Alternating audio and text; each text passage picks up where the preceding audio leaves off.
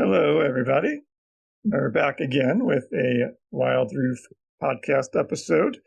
And today we have a poet and novelist and writer of nonfiction as well. We can cover all the bases with Marybeth Holleman. And Marybeth, you may recognize from the Wild Roof Journal issues, including the most current at this point, issue 30. Which includes her poem Held. And I can go through a little bit of Marybeth's writing history. The book we're going to be talking about today is fiction. It's called Bloom Again, and it's a novel that was really just released quite recently. So that'll be the main event for today's talk. But she's also the author of the poetry collection Tender Gravity, co-author of Among Wolves, Insights into Alaska's Most Misunderstood Animal, and the author of The Heart of the Sound, An Alaskan Paradise Found and Nearly Lost, and then co-editor of Cross Currents North, which is a collection of poems and essays, all centering around the Alaskan environment. So, like I said, we kind of cover some pretty interesting territory, literally and figuratively, I suppose. And just to get a little bit of insight into your background, obviously Alaska was a big part of your published writing, but you did have a start in North Carolina, which plays into the novel as well. So, where are you from, and how does the kind of your background in terms of location kind of get us into the novel, just in those terms? Yeah, thanks, Aaron, and thanks, Ashley. I really appreciate you having me on today. I love Wild Roof Journal, and I'm happy to have had some poems in it, and just think it's a great thing you guys are doing. So thank you for all that you do. So I grew up in North Carolina. I grew up in Asheville in the mountains. Then I went to school in Chapel Hill, UNC Chapel Hill, which one of the characters is a professor there. And then, like many college students there at that time, I kind of hung around for many years afterwards. So I lived there for a little over a decade. But, it was when I was in Chapel Hill in college, like for many people, when you leave home in whatever capacity, you leave the house, your family, you start to really find yourself and find out what it is you're interested in. And I started out in international studies because I wanted to travel. And so I was taking all these language classes, but I took a course from an environmental policy professor that just really changed my trajectory. And I ended up with a group of some other students creating like a multidisciplinary degree called environmental studies, which at the time didn't exist anywhere as a name. But now, of course, a lot of universities have it. But, I just took courses in all kinds of disciplines. So I traveled in different disciplines rather than different countries. And then after my degree, I worked for a while in policy, renewable energy in North Carolina, thinking sort of naively that if the science could just be transmitted to the politicians, that the world would change. Voila. And then I started realizing how much writing had affected me. Some of the books that I'd read, some of the literature that I'd read my whole life. I was always a reader. And so I got the urge to write myself. I never really thought of being a writer until I was, in my 20s. So I started with nonfiction, and I moved to Alaska. We were just traveling around the country for a while. I fully expected to go back to Chapel Hill on our 10 acres of land there, which I loved, but we ended up in Alaska and got jobs for the summer, and then got curious about the winter, and then just ended up staying, just year after year. And finally, I've been here, longer than I was there now. So So much of my writing since has centered around, Alaska. The Heart of the Sound is a memoir about Prince William Sound. A lot of my poems are from centered in Alaska, like the one Held that's in the current issue is about kelp, bull kelp, and paddling and looking down at the bull kelp and imagining the life there. So, so this novel is fun for me because it takes me back to my roots in North Carolina. It takes place equally in Alaska and in North Carolina. One main character in Alaska, the other in North Carolina. So it's kind of a way for me to imagine, what if I'd stayed? What if I'd stayed and gotten that degree in botany? So anyhow, that's been my journey so far. Thanks. Yeah. And I should take a moment to introduce our other participant today, Ashley Cundiff, reader / collaborator with Wildlife Journal. So hello, Ashley. And yeah, I think that just kind of the first avenue we'll take and go from there is just like, even in your brief background, like you have an involvement or had an involvement in kind of the scientific realm, or just kind of, putting these in very general kind of like categories that if you read the book, and obviously come to find they're not so clear cut, but you have, background in kind of the scientific realm, and then a background in the creative and artistic realm, and that's kind of part of these part of the idea of the novel is to put these two in a collision course with each other. So like what, and even just back to your experience, like how was your experience navigating those two worlds? You mentioned, just if we could just, present the information to the politicians or the public, then the light bulb would go off and everybody would understand. That didn't happen and continues not to happen. So like how does your kind of how did the route go between those two? Yeah. So yeah, I was in the sciences first, and I worked in environmental science department in Chapel Hill for researchers that were actually studying. They had these big outdoor chambers, and they put gases into them and see how they interacted. So that was, they were doing climate science then. And then I really just, I was playing around with writing. And then I came to Alaska. I continued to work in the social sciences for many years here, but I was getting a degree, an MFA degree at the same time. And I guess I've always been a generalist. That idea. I mean, some people they want, like one of my friends in Chapel Hill, I always think of him, like he went into botany, and then he studied one kind of algae that grows in one place in the southeastern United States. And he loved it. I mean, and that was his life, and that was his passion. But for me, I've just always been about, I want to learn about everything. Like I'm insatiable, but so it's fun. I found in creative writing, you get to do that. You get to study whatever you want. Like one of my characters in Bloom Again, Professor Striley, is works on the theory of everything, which I got to spend some time when I was writing this novel, just doing this deep dive into what that is. Don't ask me too much about it now because I don't tend to hold all that very well, but it helped me to write the novel. But so I just think I'm a generalist, and I think that the interplay of art and science is really important. I think that we used to all be generalists, like Leonardo da Vinci. We didn't think of him as a scientist or an artist. He just did whatever he was inspired to do. And a lot of it is scientific and a lot of it is artistic. So we started to kind of, put ourselves into little categories. But I think that idea of working with both of them is just really important. I think that the intersections of art and science are very full of potential.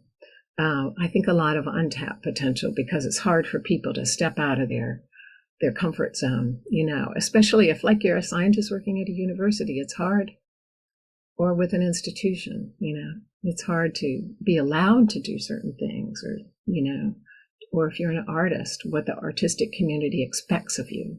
So anyhow, I really enjoyed working on that in this novel because it's a lot of what I've been thinking about for a long time. I love that. I'm sort of a champion dabbler myself in a lot of different fields, and I love that idea of being able to do. That's what the humanities is, being able to do a little bit of everything. I love that idea. And I think in the book too, art and science at first are kind of contrasting, but then they seem to work together. So would you almost say that, like, we kind of think of climate as a science problem, but is it also an art problem? Is it a humanities problem? Yeah. Thank you. Yeah, I'm glad that you saw that in the book, and I did, mean for those worlds to, start out very contrasty and then collide and then, resolve. But I think that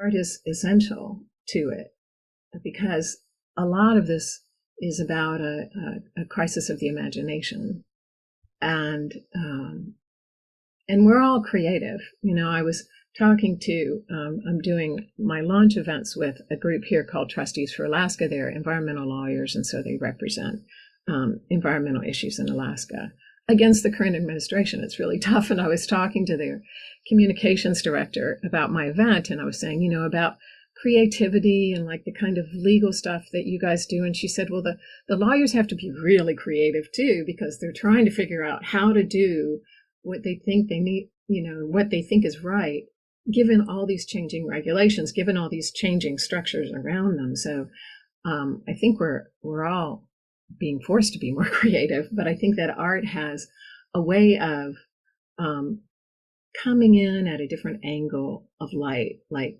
if you think about science coming sort of straight at us, it's facts, it's clear, it's very intellectual, it's very left brain.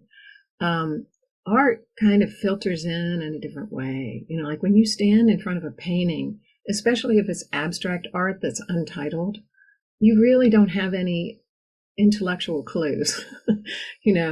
It's just whatever it feels like to you. And there's so many works of art that way that are speak to so many people, that yes, with climate change, we need art and artists to be involved, and they are.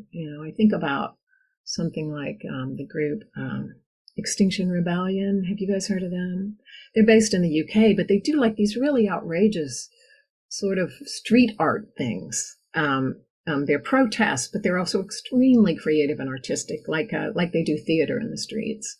And I love that. I love thinking about really, waking people up on different levels, not just here are the facts, because that's not working. Like, we've had the facts for a while. Mentioned crisis of the imagination, because that colors the book so much as well. And one of the things that I was finding appealing about the book was that the main characters at least, are drawn to engaging with this problem, the climate change, or what they experience in their own lives and in their own ecosystems. They're drawn to engage with that because they love it. And it's not because they want to make money off of the solution, or they work for a company that's involved in doing some specific thing, or getting caught up in some strictly ideological position. They really do, in the inner world of the novel, care about their surroundings and their experiences. So yeah, I think they kind of have that imaginative element going on. So yeah, I appreciate that.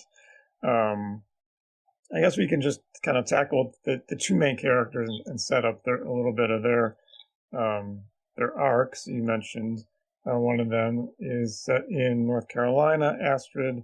The other is set in Alaska, Elise. Do you want to say a little bit about who these characters are and kind of how they take off from the start of the novel? Yeah, I'll do that. But I just want to make one response to what you said sure. about that they love it. Like, that is so important. It's really important to not feel just a sense of obligation and responsibility, because that's it's pretty much a slog when you do. And I was thinking about this quote that I've had in my head for I don't know how long. I probably learned it when I was in undergraduate school, philosopher whose name I'm spacing on right now, but the quote was something like, "Your path is at the intersection of your great joy and the world's great need." And so, need and joy, you've got to have some kind of delight in it, delight in existence, as Thomas Berry said, or it's just, So the characters. So Elise is an empty nest mother artist in Anchorage, Alaska, which is where I live. And Elise's two sons, recently fledged.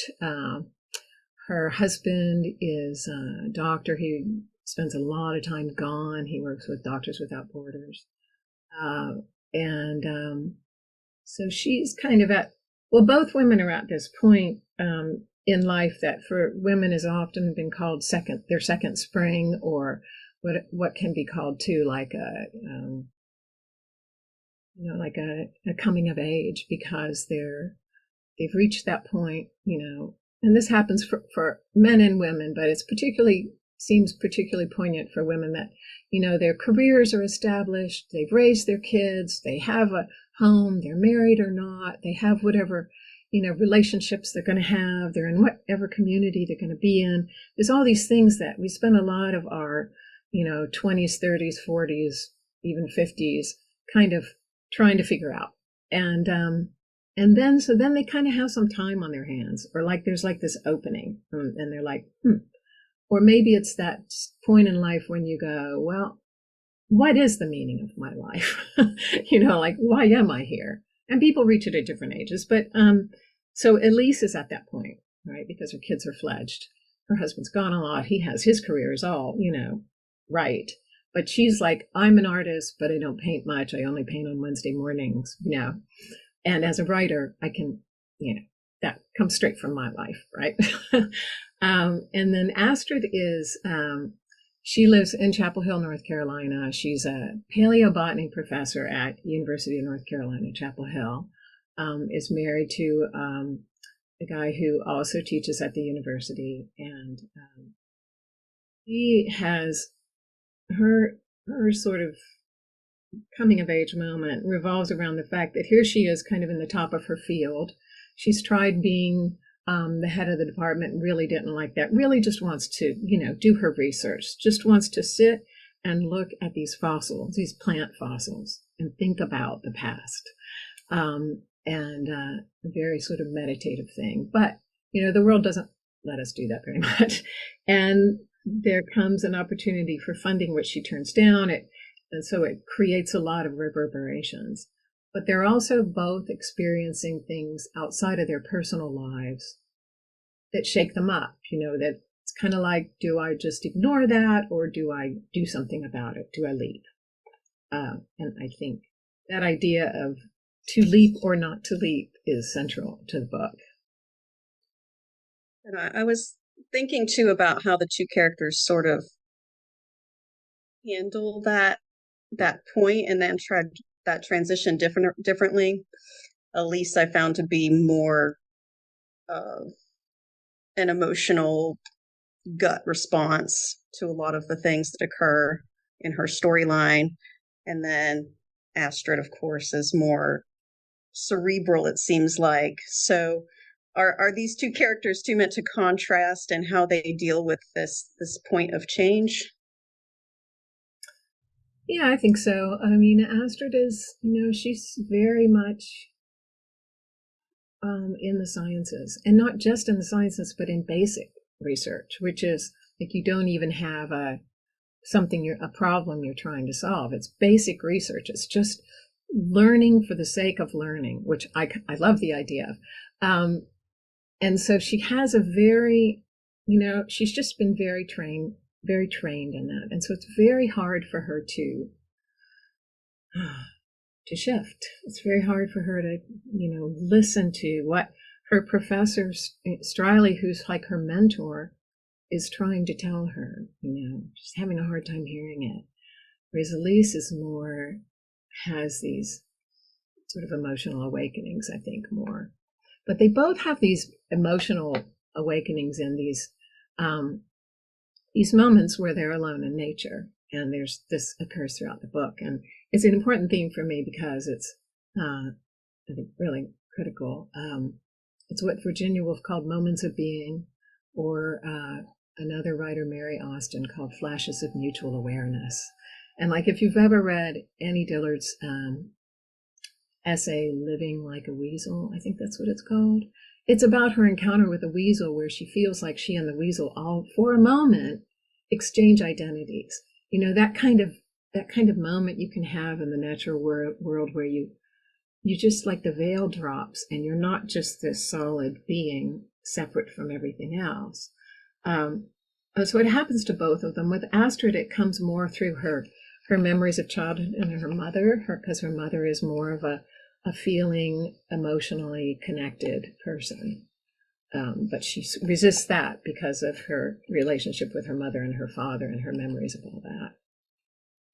Yeah, I wanted to ask about the memory kind of like topic, among other things, but maybe it's a good time to insert it now, just in terms of like how impactful the characters' memory of their own pasts are, and how they really don't shake things that have happened in their pasts, and then ultimately are kind of motivated to do certain things because of them. So, like, how conscious was that? Was that something that was prominent for you writing the book, engaging with memory and how that affects a person, kind of like climate or not, environment or not, but like just in terms of like the human experience kind of thing? Was that something big for you, or just kind of baked in? It was, that part was a surprise, actually. I mean, I want to say that, even though I talk about it as if I understand exactly what I was writing when I was writing it, a lot of the times it was just the characters, and I was just kind of their recorder. I mean, I'd never written fiction before, and I just kind of had these two women that actually appeared to me first in dreams, and it kind of just wouldn't leave me alone. And so I just would sit at my, morning writing time where I didn't have anything I was planning on writing, but I was just writing, and just start playing around, letting them speak. And so a lot of that was a surprise to me. But I can say that I think that memory is really important to us throughout our lives. I mean, we are who we are because of many things, among them all of our past experiences, whether we remember them well or not, and like I'm one of 6 kids, so we'd have an experience as kids, and then we might talk about it later as adults, but we all remember it differently. So there's that going on too. I mean, memory is very fickle, and we know that, but it also weaves into our lives a lot. But that, a lot of the book, I didn't have an outline or anything, and I just kind of let it happen, let it see where it wanted to go or where they wanted to take me, because that was fun. It was fun to not know where I was going. And I've written essays kind of like that, but they're all nonfiction, so that's different. This is fiction, and so it could go places that I didn't even know existed. But I can look at some of the sections and I can say, oh, yeah, that kind of came from this thing that someone told me, a few years ago, or that kind of, I could kind of see the sources later, but not necessarily while I was doing it. I mean, I never thought I could write fiction until I knew fiction writers and saw how they didn't just pull it entirely out of thin air. It's not entirely out of thin air. It's based in some level of their human experience. They still start with what they know, and then they write into the unknown. So I hope that kind of answers your question. Yeah, and yeah, just to kind of like set the scene a little bit or color it in, like both main characters have like childhood experience that then kind of, consciously or not, and sometimes it's not even conscious, kind of comes back, through the novel. So, yeah, even like you mentioned, childhood memories, they play an impact throughout our lives. So yeah, and then yeah, actually, when we talked about the novel, it brought up kind of this idea, it's kind of going back a little bit of like nature kind of providing that respite, but then also being the kind of the source of the anxiety with changes that are taking place, even just ones like a person witnesses where they're at. Um, yeah, maybe you can like speak to that a little bit in terms of how that developed in your reading. Yeah, so I loved all of the natural descriptions, first of all, in the novel. I really, really enjoyed them.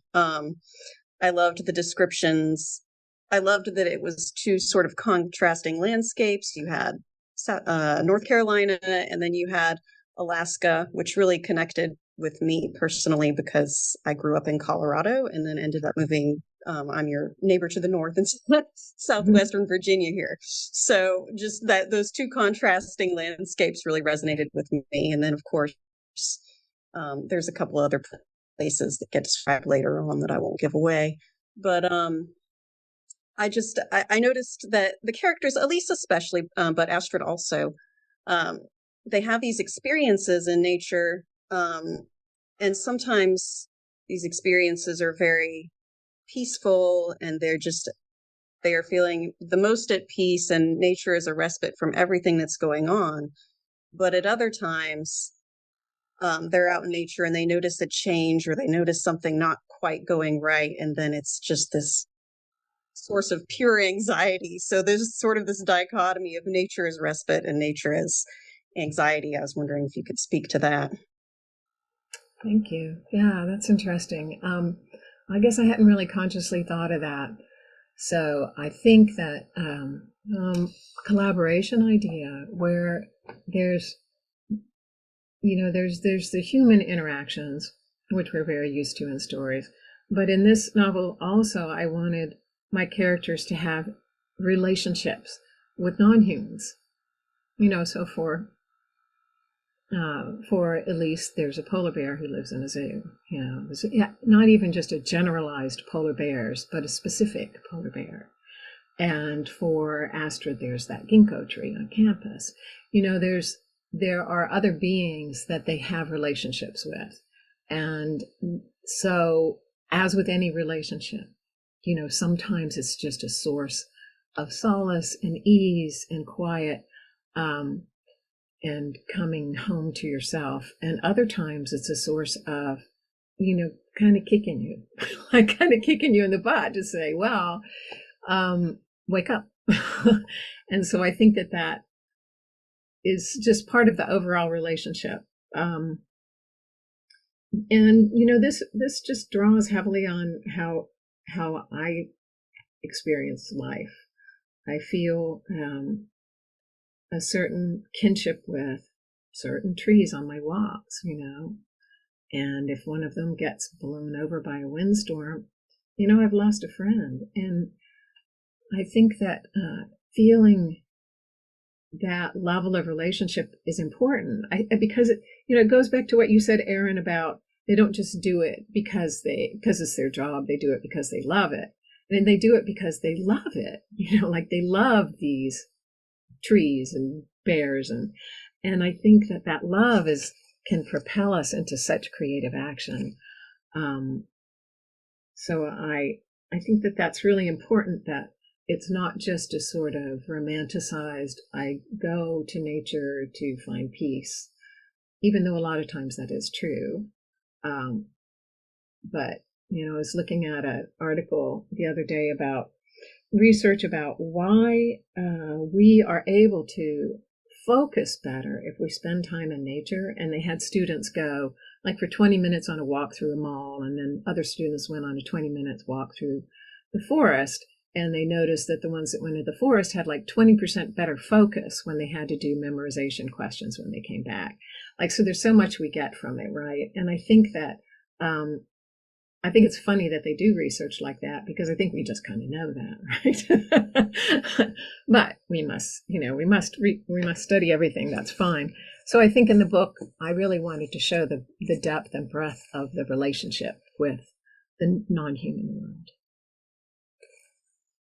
Yeah, one other direction we could go, I think that's relevant here, is like those boundaries get a little blurry, I think, throughout the book. That's, I think, one of the things that I appreciated about it is we kind of set up these seemingly like oppositional, science and art. They're two different things. Two different types of people, two different types of thinking, two different buildings on campus, whatever. But I think, one of the phrases I wrote down is like the illusion of separateness, which I think the book engages with. These things aren't really that distinct. So, we played around with, things like, or just even the respite versus anxiety. Well, they're kind of both that are mixed in. Even just to your walk through the woods, art as expression versus art as propaganda, or to support an ideology or economic interest. The meaning of the art versus its message. Research on the research side of it is like, is it personally interesting to the researcher versus something that's useful to who are responding to research, learning versus application, or like the, basic research versus applied research. So small actions versus global actions, the one person planting one tree versus, something that affects a global scale. And yeah, at some point, the one tree, that is the same. It is one and the same as the global scale impact. So yeah, does that? I guess that's a long way of saying it. Does that strike you as a phrase that applies to the book at all? Illusion of separateness. Yes, absolutely. Yeah, thank you for seeing that in it. I really appreciate that, because I think that that is a really important theme, that this illusion of separateness gets us into so much trouble, in our personal lives, as well as, our larger careers or politics or whatever. It really gets us into a lot of trouble, and gets us into a lot of fear-based places, because we're trying to protect this separate thing we call ourselves. And it's so much more delightful to let go of that, and just feel part of the whole. And now I'm going to sound all spiritual, but it's just, it is just a real relief. And I think for the characters in the book, that often does come when they're in the natural world, because the natural world it reveals that, like it's always that way. There's not that, like, thinking about collaboration, like, you see collaboration in the wild world all the time, whether it's ravens showing wolves where, a winter kill is, and then eating off the scraps, or whether it's, birds at a bird bath sharing space of, many different species all at once. There's just a lot of collaboration and cooperation going on. And I think it's because there's a sense of, there's just a sense of oneness that I'm trying to remember, it might have been Thomas Berry, but another environmental philosopher who said, humans are so lonely because we have removed ourselves from everybody else in our little houses, and we and it's just very lonely. And so I think about that a lot, and I think how sad when we don't have that connection.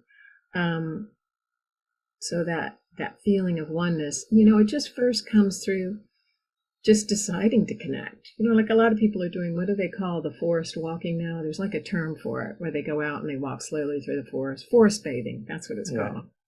Yeah. And so it's just a matter of intention, right? You just go out there and you're just walking among the trees with the intention that it's going to calm you down. And so you just start that way, and then you just have to kind of let go of a lot of expectations of what's going to happen. I think anyhow, Yeah, I noticed in the book that a lot of the characters who seemed, for lack of a better word, happier or most at peace were the characters that were really focusing on the small actions of just like quotidian everyday life, as opposed to the ones who were trying to, in that moment, feel like they had to save the world or make a huge change. But instead, when they were more focused on the smaller tasks of maybe planting a tree or tending a seed or cooking a meal, even, those characters were the ones who were most sort of self-possessed and in themselves and were feeling the most joy, whereas the ones who were really trying to focus on that bigger picture were sort of getting lost in that moment anyway. Mm-hmm. Yeah, I think it just comes back to that intersection of great joy and the world's great need. So if you're cooking, you're feeding someone, like you're doing some good thing. And you're not just feeding them, but you're giving them something delightful, like it's a joy to eat good food. And so I think that those characters have found that intersection, and they're happy there. And some of them might have found it and been happy in that for a while, and then they go off in another direction, and that's okay too. Like, we don't have to do one thing all our lives. I don't have to just write poetry. I can write fiction too, or I can go, well, you can do anything, and that's kind of the fun of being human, or being alive on the planet, is that you have this life to play with. And so that sense of play, or that sense of joy, is really important. And this sense of feeling like you need to do everything all at once is just stifling. And it's easy to get there because everything seems so dire and seems so end of world, really. I have a hard time, but I always try to think, if I'm reading the news or I'm thinking about what I'm going to do next, I always think, like, what can I do about it? As one teacher said, she said, if you have something that hooks you and causes anxiety or fear or whatever, look at it and say, why does this cause me fear? Is there anything I can do about it? If there's nothing you can do about it, then why have fear? Why have anxiety? There's nothing you can do about it. So let go of that, If there's something you can do about it, then why have fear and anxiety? Go do that, So it's kind of like, it seems very simple. It's very hard to put into practice. But, I think that it's important that people not kind of spin out and feeling overwhelmed, which I think is very disheartening for folks to not. And so I tried to show that with my characters. I tried to show that sense of, I'm cooking. This is what I do, and I do it really well, and I'm happy about it, and I get to feed people. I get to feed them well, and that's good. That's good.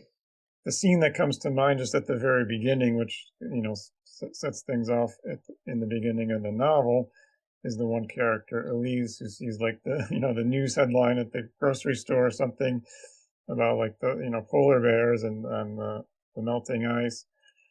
And so, like, of course, we encounter that media message, whatever topic it's on, fear, anger, ignorance, whatever mixture of those three things you want to play around with. But we kind of see the message via media all the time. be afraid. This is happening, crisis, catastrophe, disaster. And yeah, I guess we're not probably going to stop that from happening. But the interesting thing over the course of the novel is that, yeah, Elise finds her way to, navigate and uses that for, her artistic, endeavors.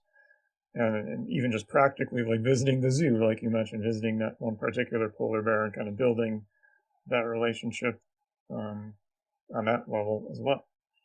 So yeah, I didn't prepare you for this, but are you able to read a passage or even just even a poem or whatever? We can kind of like you don't have to have it ready at your fingertips, but just to mention that if you're able and willing. Let's see. Well, I guess I could read a little bit from the book. I think since you brought up Elise and the polar bear, so just a little background. Like in the beginning, we learn like Elise really doesn't like zoos. She doesn't like the idea of zoos. But when her boys were young, she brought them there because that's what you do. And so then later she's asked by a friend to go to the zoo with a group of school kids, and she sees this polar bear and is just drawn to this polar bear. Binky is the polar bear's name. And so then she just starts to go back and sit with this polar bear. And she's an artist, so she's also thinking, I'm going to draw a polar bear, how can I do this? So here she is sitting with the polar bear.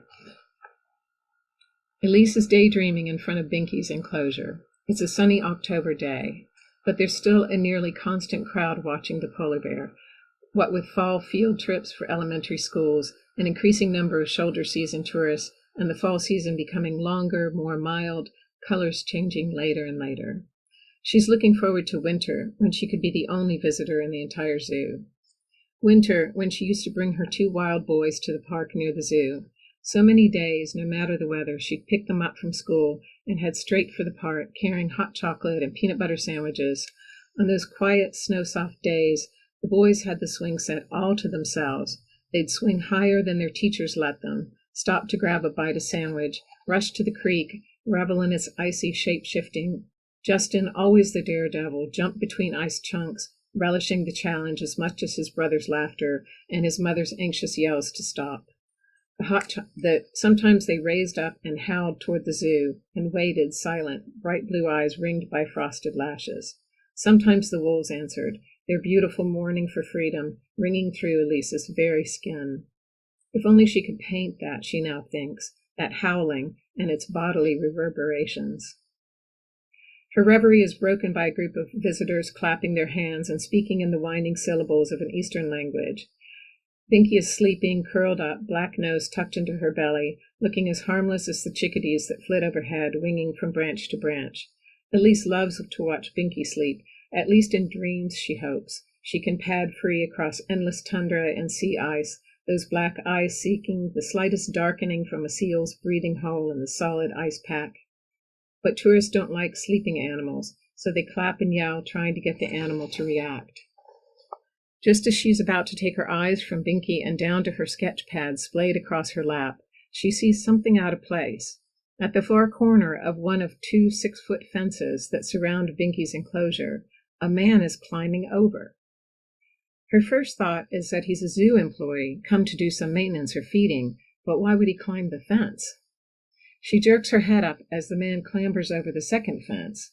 He's a tourist. Yes, she can tell by his plump fleece jacket, zip-off khaki-colored pants, bright blue tennis shoes that look like they just came out of the box. What is he doing?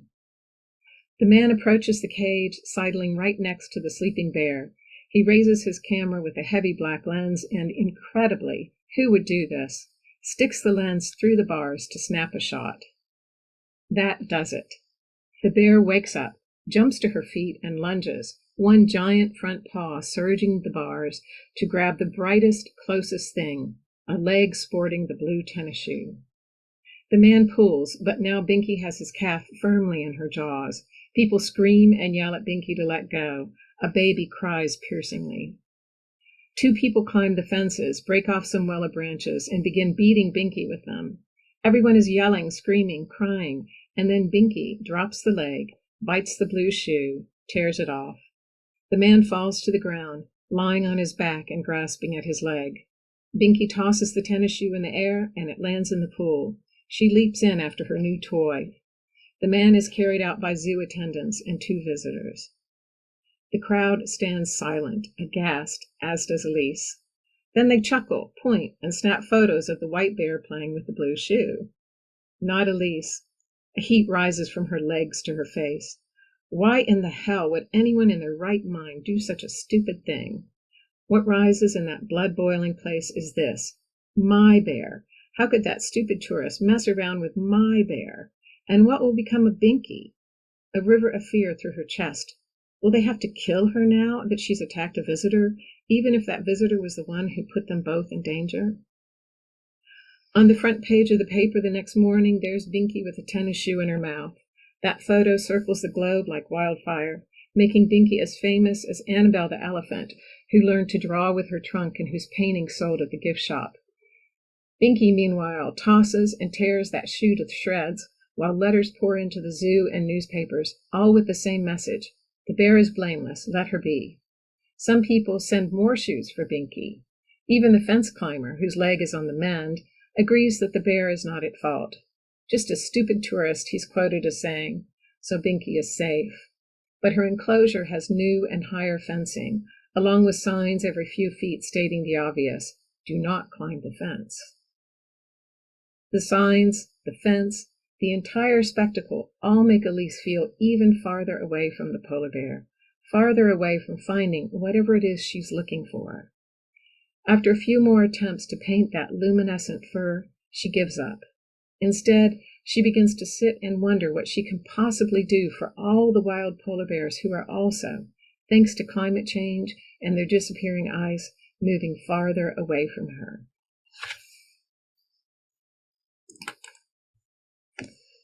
So I just want to say that actually happened here in Anchorage with a polar bear.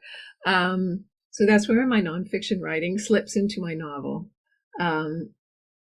Always struck me as crazy.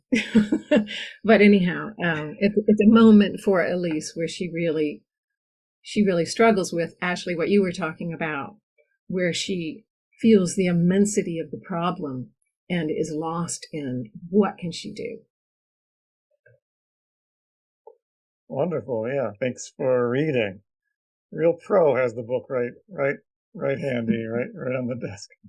So yeah, we'll get an excellent little scene, and like you said, kind of merges nonfiction and fiction. So that's a fitting example. I will post links to the book. It's out of the University of Alaska Press. You can get it wherever you get books, but I'll put a link to the publisher website, and it is available as ebook purchase as well as as paperback. Yeah, it's available on all the ebook types, Kindle and all the rest, and it's available, anywhere books are sold. So you can get it online anywhere. You can go to your local bookstore and they can order it. If you have a bookstore where you live that you love, that's a nice thing to do for them. So yeah, it's available ebook and paperback. Awesome. Yep, and I'll link your website as well. Is it marybethholleman.com, so people can find you and find your book. So thanks for joining us. Thanks, Ashley, for joining in for this episode. Great talking to you as always, and talk to everybody again soon. Thanks so much, Aaron.